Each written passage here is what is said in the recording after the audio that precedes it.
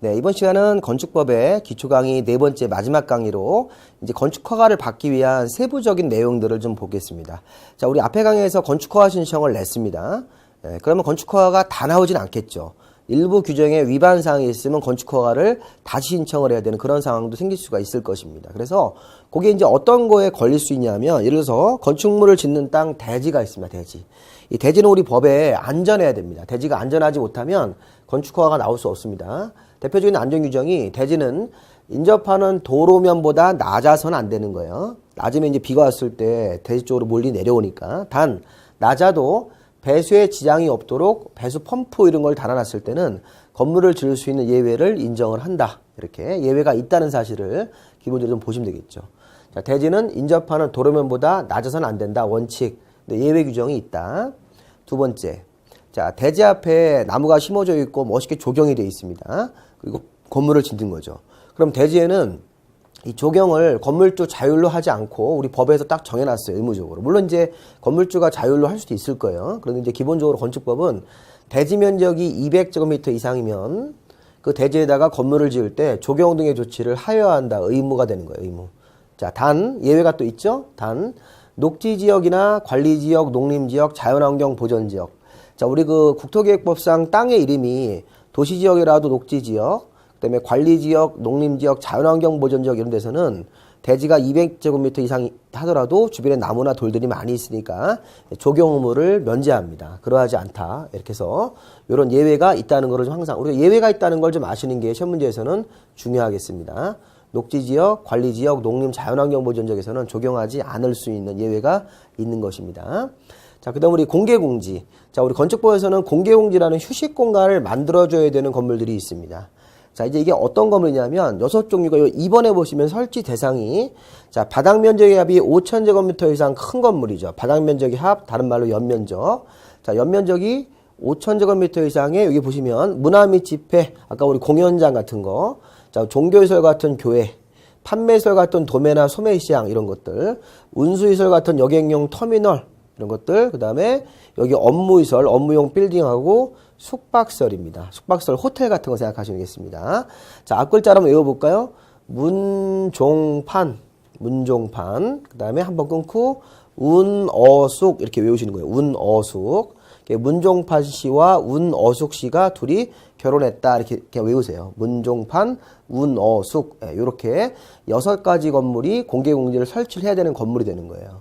근데 문제는 얘네들을 어느 땅에서 요까지 같이 보셔야 돼요. 1번까지. 자, 공개공지를 요런 해당 6가지 건물이 의무적으로 만들어야 되는 건물인데, 근데 이게 일반 주거지역, 준주거지역, 일준이, 그 다음에 상업지역하고 중공업지역이에요. 가만히 보니까 일준이, 상준이 이렇게 외우시는 거예요. 땅의 이름이 일반 주거, 전용 주거지역은 안 해요. 일반 주거, 준주거 지역. 자, 상업지역은 다 합니다. 상업지역은 모든 상업지역이에요. 그리고 공업지역은 전용공업, 일반공업은 빼고 중공업지역. 그러면 우리가 이렇게 생각하시면 돼요. 일준이, 상준이 이렇게. 얘네들 쌍둥이, 남자 형제 이렇게 이름이라고 외우시면 돼요. 일준이, 상준이. 공개공지는 조금 외우셔야 됩니다. 자, 일준이, 상준이. 아까 우리 문종판 씨하고 운어숙 씨가 둘이 결혼해서 일준이, 상준이를 낳은 거예요. 네, 그렇게 이제 나중에 외우시는 거예요. 일준이, 상준이. 그래서 일반 주거, 준주거 지역하고 상업지역, 중공업지역에서 이 문종판, 운어숙 이런 건물들이 5천 이상이면 공개공지를 설치를 해야 됩니다. 보통 설치하는 면적은 자기 대지 면적의 10% 이내로 설치합니다. 자기 대지 면적의 10% 이내. 공개공지에다가 의자도 만들어주고 휴식할 수 있게 공간을 만들어주셔야 돼요. 건물 바깥에 설치하면 공개공지, 건물 안에 설치하면 공개공간 뭐 이런 말도 씁니다. 자, 그리고 이제 공개공지 설치를 잘하면 용적률과 높이를, 자, 요거 시험 문제, 용적률과 높이를 1.5배가 아니라 1.2배 범위 안에서 완화시킬 수 있다. 공개공지 설치하면 건물주가 일반인들을 위해 이렇게 휴식 같은 공간을 만들어줬기 때문에 일종의 이제 인센티브를 줘서 공개공지 설치하면 완화 조치가 들어갈 수 있다. 완화. 이렇게 한번 읽어보시기 바랍니다. 자, 우리 다음 내용 보시면 대지가 그래서 안전규정, 조경규정, 공개공지 규정 그 제목을 잘 한번 봐두세요. 우리 처음 공부할 때는 이게 뜻을 먼저 아셔야 돼요. 대지는 안전해야 되고, 대지는 대지 면적이 200 이상이면 조경을 해야 되고, 대지에다가 1준위, 상준위 같은 땅에서 아까 우리 6가지 건물들을 세울 때는 공개공지도 의무적으로 하셔야 돼요. 만약에 공개공지 의무인데 공개공지를 만약에 안 했다. 이렇게 돼버리면 그때는 이제 당연히 이제 건축허가가 안 나오겠죠. 자, 다음. 자, 건축법에서는 이 대지 앞에 이 도로 상태가 있어야 되고, 이 대지는 우리가 이제 보통 건축법에서는 건물을 지을 때, 자, 이렇게 보통 우리가 도로라는 개념을 좀 잡습니다. 도로. 그리고 이 도로 옆에 대지가 있다고 이렇게 보통 설명을 많이 하죠. 자, 위에서 본 그림으로 건물을 짓는 땅 대지는 대지 위에 이제 건물이 세워지는 거라고요. 그 앞쪽에 도로. 자, 우리 인도와 차도를 모두 합해서 도로로 보는 거예요. 네, 그러면 이 대지 앞에 있는 도로가 어떤 상태를, 어떤 요건을 갖춰야지만 건축법상 도로로 인정돼서 건물을 옆에다 지을 수 있는 거냐, 이 대지에다가. 이 도로는 사람과 자동차 통행이 둘 다 가능하셔야 돼요. 만약에 이게 자동차만 다니시면 안 돼요. 자, 사람과 자동차가 둘 다 다니고, 그러니까 우리 자동차 전용 도로인 고속도로라든가 무슨 뭐 올림픽대로 이런 것들은 건축법상 도로가 될 수가 없는 거예요. 그러면 사람과 자동차가 둘 다 다니고 너비가 4m 이상이 나오셔야 돼요. 이렇게. 그래서 법으로 정한 도로나 예정 도로가 건축법상 자격이 있는 도로로 봅니다. 그래서 기본적으로 이 도로는 너비가 4m 이상이 나오셔야 돼요. 네, 그러면 이게 4m 이상이 나오는 게 건축법상 기본 도로 폭이다. 다만 이 도로 폭이, 도로 소요 너비가 원칙은 지금처럼 이렇게 4m 이상인데 예외적으로 차량 통행이 곤란하다. 차량 통행이 곤란하면 보행만 되는 구간도 있을 수 있어요. 도로에. 그럴 때는 3m 이상만 나와도 건축법상 도로가 될 수 있고, 또 막다른 도로는 이 도로의 길이에 따라서 도로 폭이 2m, 3m, 이렇게 6m로 기준이 바뀌는 거예요. 기준이 변경되는 경우도 있습니다. 자, 우리 이런 것들은 나중에 할 수 있습니다. 막다른 도로일 때는 막다른 도로의 길이에 따라서 도로 폭이 2m만 돼도 건축법상 도로, 막다른 도로의 길이에 따라서 3m가 될 수도 있고, 또 6m가 되는 경우도 있다. 이렇게 도로 폭이 바뀐다는 겁니다. 자, 여러분들이 처음 공부하실 때는 도로의 원칙만 아시면 돼요. 도로 폭이 4m 이상인데 예외도 있다. 차량 통행이 곤란하면 3m 이상으로 도로 기준 폭이 바뀌는 경우도 있어요. 자, 그리고 요 3번은 대지와 도로와의 관계라고 해서, 자, 이런 것도 있었대요. 자, 우리 건축법상 기본적으로 도로면요. 도로면 너비가 4m 이상인 도로의 요 길이가 이 접독이라고 그래요. 요 길이. 대지가 도로에 접하는 길이. 요 길이가 지금처럼 이렇게 4m고 지금 같은 경우는 충분히 길게 접해 있는데, 자, 우리 경우에 따라서는 이런 경우도 있죠. 만약에 이 대지가 이렇게 있을 때 보면 이런 경우도 있을 겁니다. 예를 들어서, 자, 건축법상 도로가 4m가 있고요. 자, 대지가 이런 형태의 대지도 있을 수 있어요. 이렇게. 자, 요 폭이 좁죠. 이렇게. 그러면 대지에서 도로 쪽으로 나가는, 접하고 있는 요 길이가 아무리 이 길이가 짧더라도 2m 이상은 돼야 된다는 거예요. 건축법상 대지는, 이 건축법상 도로에게 보세요. 여기 대지와 도로와의 관계는, 건물을 짓는 대지는 아까 우리 건축법상 너비가 4m 이상인 도로에 2m 이상의 접도 길이를 유지를 하셔야 되는 거예요. 요 길이가 2m 이상 되신다는 거예요. 그래야지만 요 자동차나 사람이 요 폭으로 나갈 수 있기 때문에. 4m 이상 폭도로에 2m 이상 접하는 것이 원칙이다. 대지와 도로와의 관계. 자, 그런데 여기서 우리가 2000제곱미터 이상 큰 건물을 지을 때는, 이게 이제 공장일 때는 3000제곱미터인데, 일단 기본적으로 2000제곱미터 이상 큰 건물 여기다 지을 때는 이 도로 폭이 6m로 바뀌어요.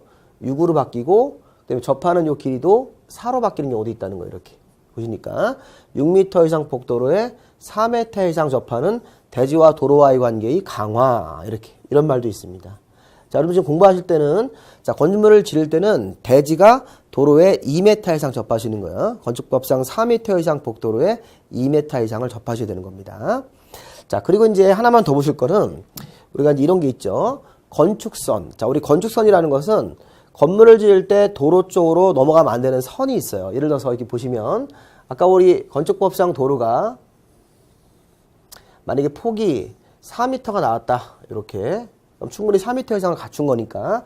그러면 대지가 이렇게 위치하고 있을 때, 자, 이 대지하고 이 도로하고의 이 경계선, 요게 넘어가면 안 되는 선이 되는 거예요. 이게 바로 건축선이 되는 거예요. 건축선. 예, 근데 이제 가끔 보면 이제 문제가 생기는 경우가 있습니다. 예를 들어서 어떤 경우가 있냐면, 지금 도로 폭이 2m밖에 안 되는 거예요. 도로 폭이 2m 이렇게. 그럴 때는 여기가 대지가 이렇게 있을 때 또 이 지금 양방향 대지라는 거를 우리가 보고 또 한쪽으로만 대지가 있는 경우도 있어요. 이렇게. 이쪽에는 이제 철도라든가 경사지가 지나가서. 자, 무슨 말이냐면, 자, 우리가 건축선은 만약에 도로가 4m 이상이 나오면 대지와 도로와의 경계선을 기본 건축선으로 하고 넘어가면 안 되는 건데, 자, 이 도로가 소요너비가 미다라는 도로가 있다. 지금처럼 이렇게 2m밖에 안 된다고요. 4m 이상 나와야 되는데 2m밖에 안 되면 소요너비에 미달이 됩니다. 그럴 때는 이 대지가 양쪽 방향 대지와 일방향 대지 나눠서 건축선을 후퇴하셔야 되는 거예요. 어떻게 후퇴하시는지. 만약에 일방 대지, 자, 여기 경사지가 있는 쪽 경계에서로부터 자, 소요너비를 4m를 후퇴한다. 이 무슨 얘기냐면 이런 거죠. 자, 여기 만약에 철도나 경사지가 있을 때는 자, 위에는 양방향 대지, 요건 일방 대지. 이 도로에서 자, 이쪽에 왼쪽 편으로는 경사지가 있어요. 그럼 경사지가 있는 쪽 이 경계선으로부터 4m를 쭉 가시는 거예요. 4m 이렇게. 그래서 선이 이렇게 거지는 거예요. 여기가 건축선이 되는 거예요. 이렇게. 자, 도로 폭은 아까 우리 2m인데 2m는 소요너비 미달이에요. 4m를 확보하고 건물을 지어야 된다고요. 그래서 여기 철도나 경사지 쪽 선으로부터 4m를 쭉 가가지고 여기에는 이 부분은 건물을 못 짓고 뒤로 물러나야 된다는 거예요. 근데 이게 양방향 대지일 때는 가운데 중심선을 찾아서 이때는 중심선에서 양쪽으로 소요너비 2분의 1인 2m씩을 가시면 되는 겁니다. 이렇게 2m씩을 가서 여기다 이렇게 선을 그어가지고 이 건축선이 거지는 거죠. 이렇게. 그래서 요만큼을 뒤로 후퇴해야 된다는 거예요. 그래서 가만히 보면 여기가 이제 이게 양방향 대지일 때는 도로의 중심선에서 여기 중심선에서부터 출발하는 거죠. 도로의 중심선에서부터 양쪽으로 소요너비를 가는 게 아니라 소요너비의 2분의 1만큼을 후퇴한다. 이렇게. 이런 식으로. 양쪽으로 소요너비의 반인 2m씩을 가서 여기서부터 여기까지 4m가 나오게 확보를 해준 다음에 건물을 짓는 거니까. 대지 소유자는 이만큼은 자기 땅이지만 뒤로 물러나야지만 건물을 짓 수 있게 건축허가가 나온다는 것입니다. 일방 대지는 더 많이 가야 되는 거죠. 한쪽으로 4m를 가는 거니까. 한쪽으로 소요너비, 이건 중심선에서 소요너비 2분의 1을 양옆으로 가는 이런 식의 후퇴를 잘 받으셔야 되겠습니다. 건축선의 후퇴라는 개념. 이런 것들이 안 되면 건축허가가 안 나옵니다. 자, 그리고 이 건축선이 거지면 이 건축물을 지을 때 건축물 담당은 건축선의 수직면을 넘어서는 안 되는 거예요. 그래서 이제 건축선의 수직면을 쭉 연장하고 건물 지을 때 넘어가면 안 되는데 이게 지표 아래 부분은 예외입니다. 지표 아래 부분은 예외 이런 규정도 있으니까 참고로 한번 나중에 한번 책 같은 걸 한번 살펴보시기 바랍니다. 그래서 도로, 건축선.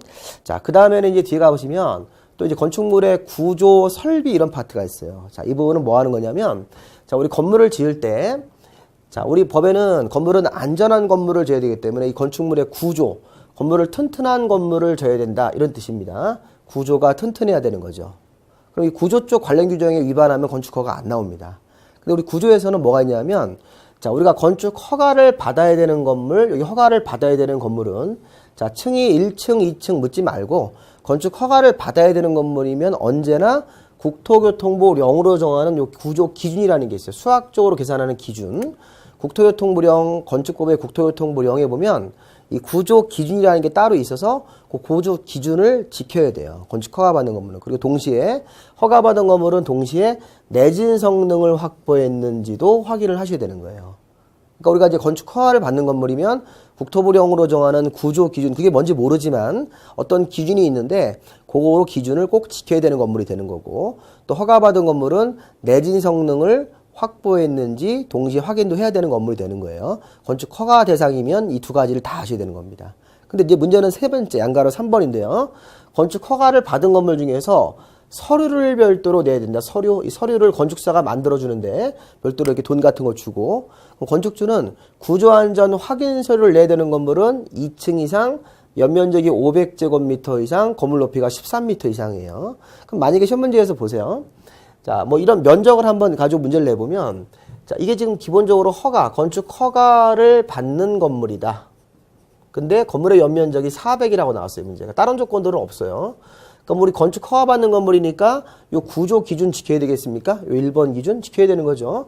허가 받는 건물들은 다 지켜야 되기 때문에 1번에 해당된다. 구조 기준 지켜야 된다. 두 번째, 내진 성능도 확보를 하셔야 돼요. 여기 허가받는 건물이니까.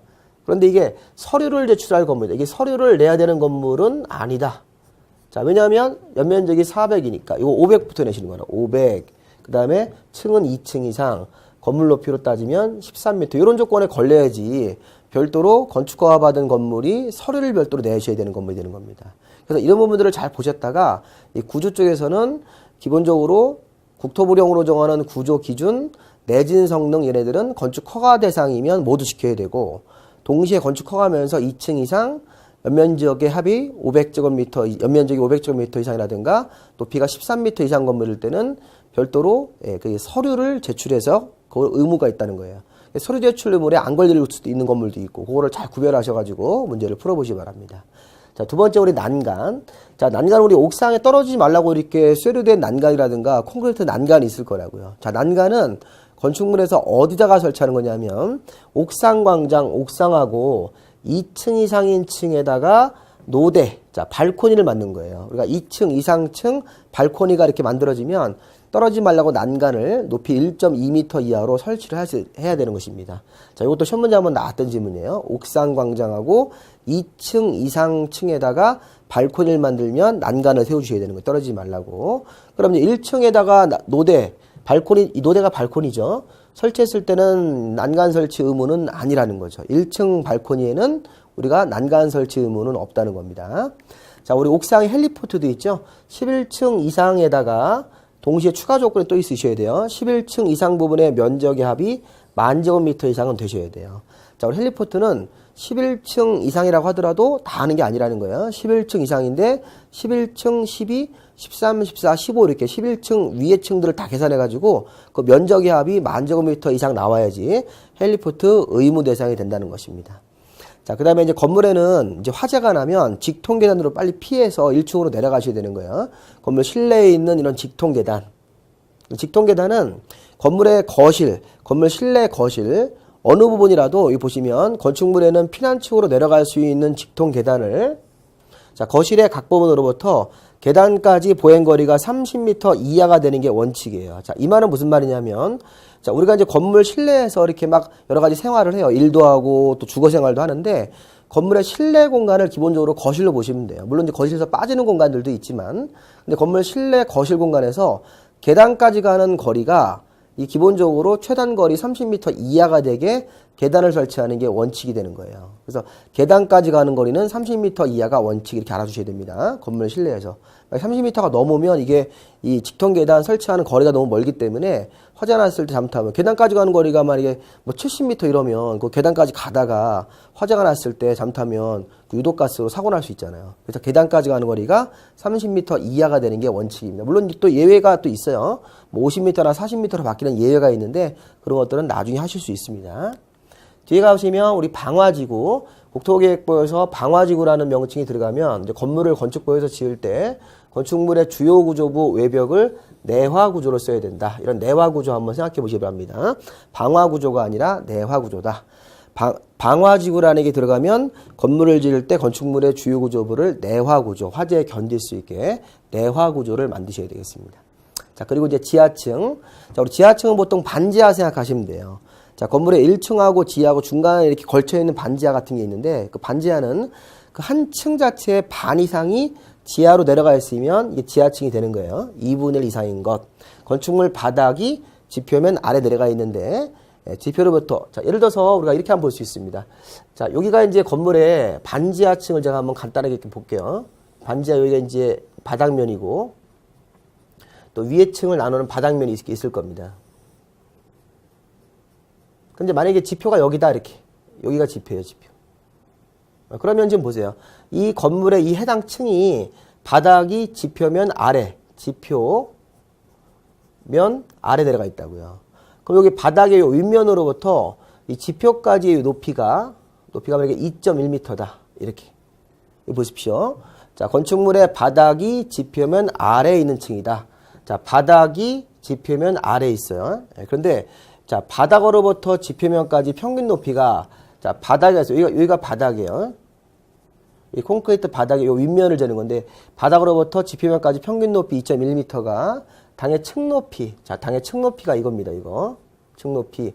이 바닥의 윗면으로부터 위층 바닥의 윗면까지인데 층 높이가 4다. 이렇게.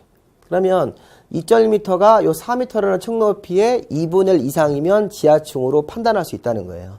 자, 지하층은 한 층 높이 4m에 지금 반이 지하로 들어가 있는 거예요. 반 이상이 2.1m라 들어가 있으니까.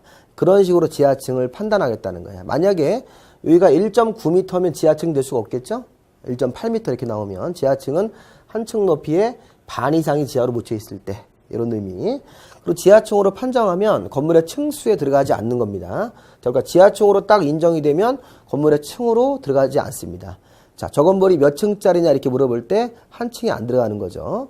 또 지하층의 바닥 면적은 그냥 연면적 할 때는 포함해서 계산하는데, 자, 용적률을 계산할 때 분자, 용적률, 분자 연면적 할 때는 지하층은 산입하지 않고 들어가는 것입니다. 그래서 우리 이 연면적이라는 게 그냥 연면적이 있고요. 자, 용적률을 계산할 때 연면적 두 가지 형태가 있습니다.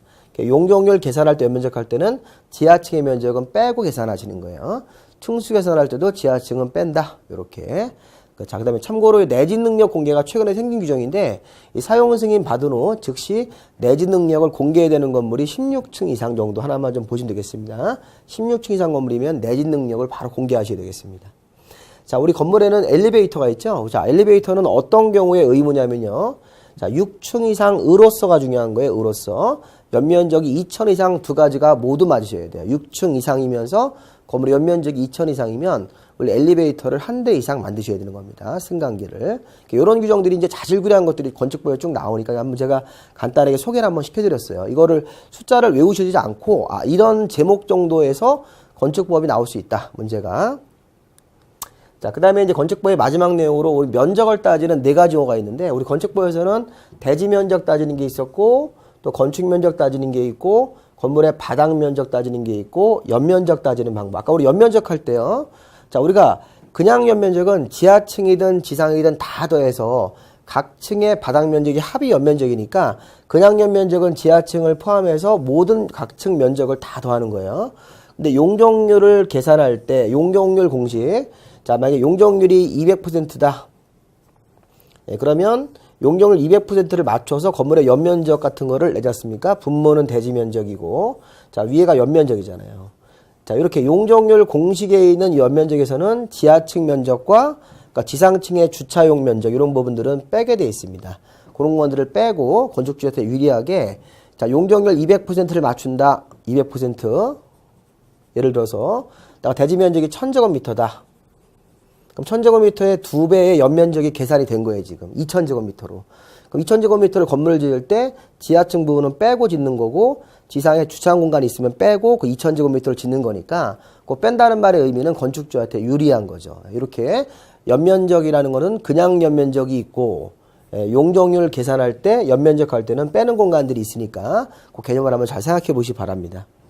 자, 그리고, 아까 대지 면적은 이제 아까 우리 용적률 공식에서 분모의 대지 면적까지 들어갈 수 있겠죠? 아까 우리 용적률에서 분모가 대지 면적. 그러니까 대지 면적은 대지의 수평 투영 면적이다 이렇게 얘기하는데 대지 면적 계산할 때도 아까 소요너비 미달로 건축선이 후퇴되는 경우가 있었죠? 예, 그러면 소요너비 미달인 도로에 인접한 대지에서 건축선이 후퇴가 되면 그 후퇴한 부분은 대지 면적에서 빠지는 거예요. 그래서 후퇴한 부분은 대지 면적 계산할 때 제외된다.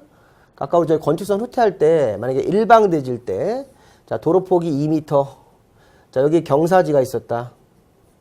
그러면 대지가 이렇게 있었을 때 이 경사지 쪽으로부터 4m를 이렇게 후퇴했잖아요. 점선을 이렇게 긋고 후퇴한 이 부분은 대지 면적 계산할 때 제외되기 때문에 건축주한테 이제 불리한 거죠. 그래서 이제 후퇴한 면적은 대지 면적에서 제외된다. 이 분모 대지 면적 계산할 때 제외하는 거예요. 자, 그 다음에 이제 우리 건축 면적, 건축물이 대지를 차지하는 면적. 그래서 보통 건축물 외벽의 중심선, 이렇게 외벽의 중심선으로 재는 거예요. 자, 바닥 면적도 벽이나 기둥의 중심선으로. 자, 우리 보통 건축 면적은요. 자, 건물을 지었을 때 건물 외부에서 건물이 이렇게 보이지 않습니까? 네, 그러면 그 건물이 대지를 차지하는 면적을 기본적으로 건축 면적으로 봐요.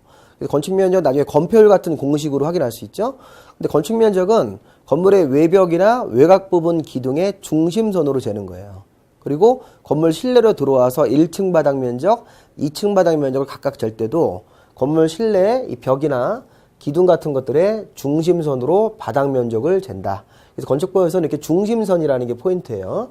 중심선으로 면적을 재는 겁니다. 자, 다만 이 바닥 면적이 우리 바닥 면적은 아까 우리 용적률 공식에서 분모가 대지 면적이고 분자가 연면적인데 이 연면적이라는 게 결국에는 이 바닥 면적의 합이잖아요. 그렇죠? 그래서 우리가 이제 이 바닥 면적 잴 때도 제외되는 부분이 있으면 건축주한테 유리한 게 되는 겁니다. 자, 바닥 면적 계산할 때도 자, 다음 면적은 제외되는 부분이 있대요. 제외. 주택의 발코니. 자, 우리 아파트나 집에 발코니를 만들어서 자, 여기 보시면 발코니 같은 면적이 외벽에 접한 길이가 발코니 가로 길이에다가 1.5m예요. 그래서 발코니가 이렇게 네모나게 있으면 발코니 가로 길이에다가 1.5m까지 곱해서 그 사각형 부분 면적은 바닥 면적 계산할 때 공제하는 겁니다. 공제. 그래서 우리가 이제 아파트 같은 걸 졌을 때 발코니를 1.5m까지 내고 발코니 가로 길이에다가 1.5m까지만 이렇게 곱해서 그 사각형 면적은 바닥 면적 계산할 때 제외되는 거니까 그런 공간들도 있고 또 건물의 1층에 피로티 같은 것들을 만들어 놓고 거기를 통행이나 주차장으로 쓴다든가 또는 공동주택의 피로티 같은 경우는 바닥 면적에서 제외된다. 유리하게끔.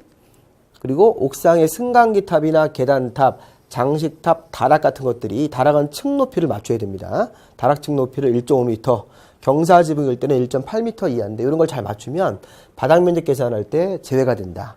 그래서 우리가 바닥 면적 계산할 때 제외되는 거, 연면적 계산할 때 용적률 연면적 계산할 때 제외되는 것들과 제외되는 게 뭐냐 이런 느낌으로 공부를 좀 해놓으시면 나중에 공부하실 때 조금 이 부분은 좀 어려운 부분인 제가 소개시켜 드리려고 기초 강의에 좀 넣었습니다. 자, 그 다음에 이제 건축법에서는 뒤가 보시면 높이 산정. 자, 마지막 내용인데요. 건축법에서는 건물의 높이를 잴 때 건물의 지표로부터 건물 상단까지 높이를 잰다. 만약에 이게 지표면이라면요. 자, 이게 만약에 건물이 이렇게 올라가면 자, 여기가 건물의 상단이다 그러면 요 직선거리, 지표로부터 건물 상단까지 직선거리가 건물 높이인데 다만 1층 전체가 피로티로 되어 있을 때는 그 피로티 부분은 빼는 거죠. 1층 전체가 피로티면 그 부분은 빼고 건물의 높이를 재서 그 높이를 이제 건축물 디자인에다 기록하는 거죠.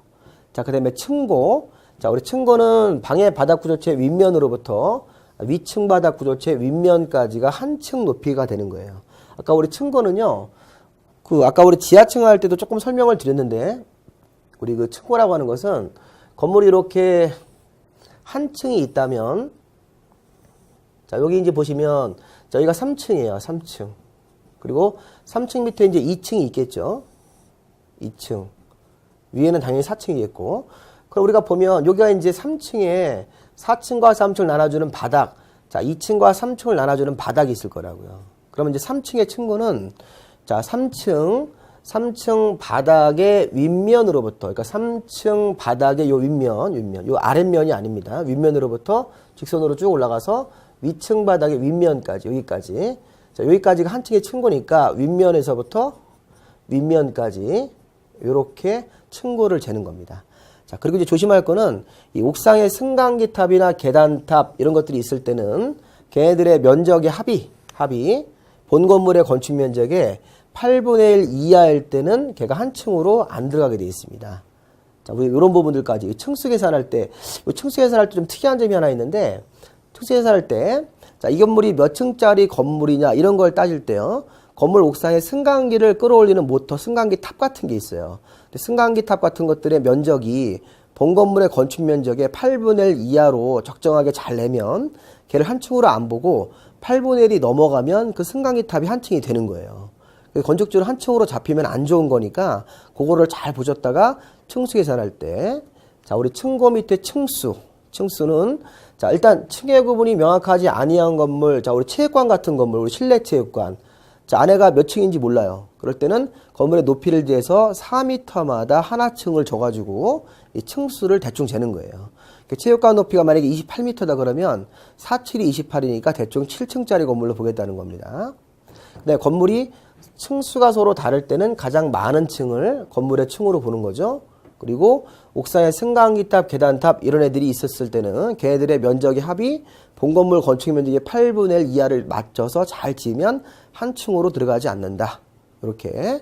자, 그 다음에 이제 우리 건축법에서는 건물이 있는 대지가 써있는 면적의 미만으로 분할이 안 되고 써있는 면적 이상으로만 분할이 돼야 되니까 뭐 주거지역 60, 상업지역 150, 공업 150, 녹지 200 해서 60, 150, 150, 200 이런 숫자가 하나 있습니다. 자, 그게 토지를 분할할 때 요 면적 이상으로는 분할이 허용되지만 요 면적 미만으로는 분할이 안 되는 거니까 너무 작은 면적으로 분할되지 않게끔 건축법에도 이렇게 대지 분할 제한 면적이 있습니다. 여기까지가 건축법의 주요 내용들이니까 건축법에서는 높이를 따지는 세 가지 용어, 대표적인 거, 또 면적을 따지는 네 가지 용어, 그다음에 대지를 분할할 때 기준 면적이 있다. 그런 것들 한번 생각해 보시기 바랍니다. 자, 우리 여기까지가 이제 건축법 마무리가 됐고요. 우리 다음 강의일 때는 주택법, 그다음에 농지법도 제가 설명을 좀 드릴 테니까 그런 내용 가지고 이제 우리 공법의 한 코스가 한번 돌아가는 겁니다. 자, 기초강의라고 하더라도 건축법은 조금 어려우니까 좀 반복해서 좀 보시기 바랍니다. 자, 수고하셨습니다.